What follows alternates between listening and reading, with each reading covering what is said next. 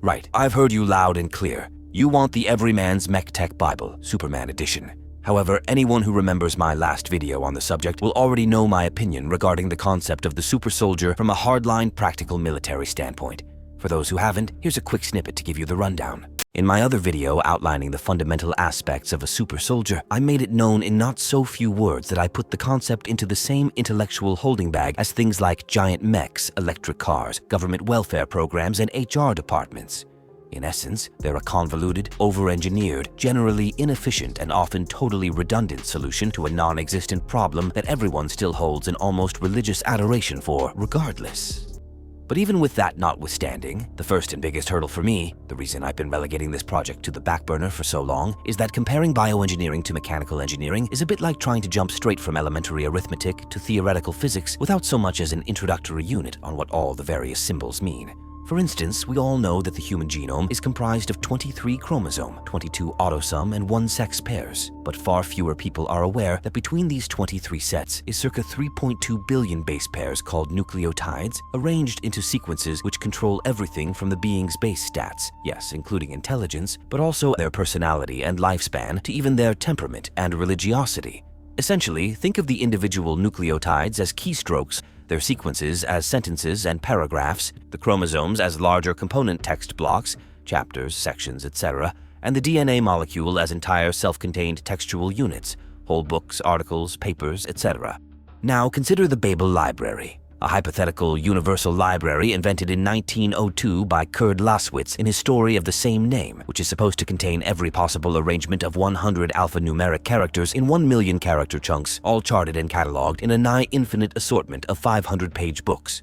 Over 100 years after its publication, this idea inspired a functional web project by the same name, its goal being to compile every possible combination of the 32 English alphanumeric characters into a generative archive arranged as a series of chambers, each possessed of 4 walls containing 5 shelves of 32 books apiece. Each book then has 410 pages of 40 lines of 80 characters for a total of 1,312,000 characters per page.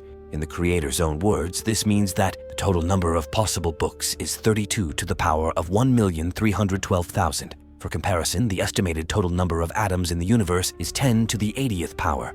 Now, if we do a similar calculation with the haploid human genome, we get an absolutely ludicrous figure of 4 to the power of 3.2 billion, or circa 10 to the 1.928 billionth power, both of which, you'll notice, are significantly bigger than 10 to the 80th. Even if we take a more conservative approach by excluding all but the protein-coding genes from our calculations, we're still left with something in the neighborhood of 10 to the 77,000th power possible combinations. However, neither of these figures yet take into account the genetic context. Similar to how the plurality of those 32 to the 1.32 billionth character combinations would just be a random jumble of inane gobbledygook, the overwhelming majority of the indescribably huge numbers listed above would result in nothing more than a terminally mutated pile of sludge on the floor, not a viable, functional life form, let alone a super being. Therefore, if we constrict our parameters even further to only include gene sequences that could actually be considered alive, we're left with a far more manageable, or at least more comprehensible, 10 to the 11th to 10 to the 80th possible variations. This is still a monstrously colossal figure. So much so that, just to even write them all down, I'd need around 10 to the 14th to 10 to the 53rd BL books. And recall, we're still only talking about the baseline human genome here. We haven't even begun to touch on the concept of transhuman alterations yet. Again, thinking conservatively, between gene editing and splicing, custom organ development, epigenetics, and directed development, aka breeding, we'd be looking at a new permutative sphere encompassing a bare minimum of 10 times 10 to the 1050th power potential genetic sequences. And even that's still to say nothing of additional cybernetic implants, prosthetic grafts, synthetic add-ons, chemical stimulants, and so on and so forth. I could go on, of course, but now you hopefully begin to see the root of my consternation with this operation. Compared to the circa 10 to the 12th unique SKUs in all global engineering databases and the circa 10 to the 6th unique robot designs humanity's hitherto come up with on a raw numerical basis alone, bioengineering is to mechanical engineering what the observable universe is to a single grain of sand in terms of its quantitative atomic content, circa 10 to the 80th versus circa 10 to the 15th respectively. Even if every computer, that means every data center, quantum and supercomputer, PC, phone, tablet, and TI pocket number cruncher, as well as every single human brain on Earth, were to immediately cease all other operations and throw their full computative might behind the problem, we would need around 10 to the 817th times longer than our universe is projected to live to complete the task of archiving every single possible post-human variant. By the time of our own universe's initial twilight, we'd have only achieved 0.000 810 zeros later. 0.001% of the task. All of which is to say that I needed to take this on in a fractional reserve sort of fashion, formulating our order of operations not around form, but around function. However, even this significantly more refined mission statement has proven to be more troublesome in practice than its hypothetical outline suggests, so let's break it down even more. What is a super soldier? By most definitions, and by pretty much everyone's reckoning, by definition they are a living weapon. So let's start with that.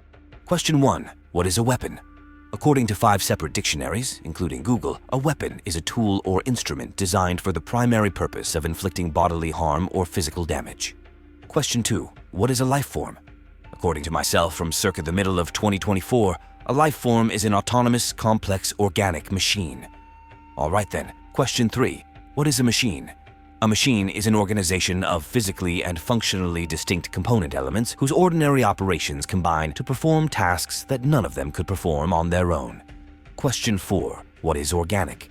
Technically, organic can have 2 different meanings. On the one hand, it can be simply a synonym for natural, as in it's a wholesale product of natural evolutionary processes. Or on the other, more philosophical side of the coin, it can also refer to a flexible structure or system that can reform or adapt itself to new circumstances while retaining its original range of functions. Considering the nature of the conditions under which we're addressing the topic at present, I'm sure you're more than capable of guessing which of the above definitions I'll be prioritizing going forward. And jumping straight on to question 5, what is complexity? According to particle physicists, complexity is when the overall operational action of a system comprises more than a single unit or linear axis of progression.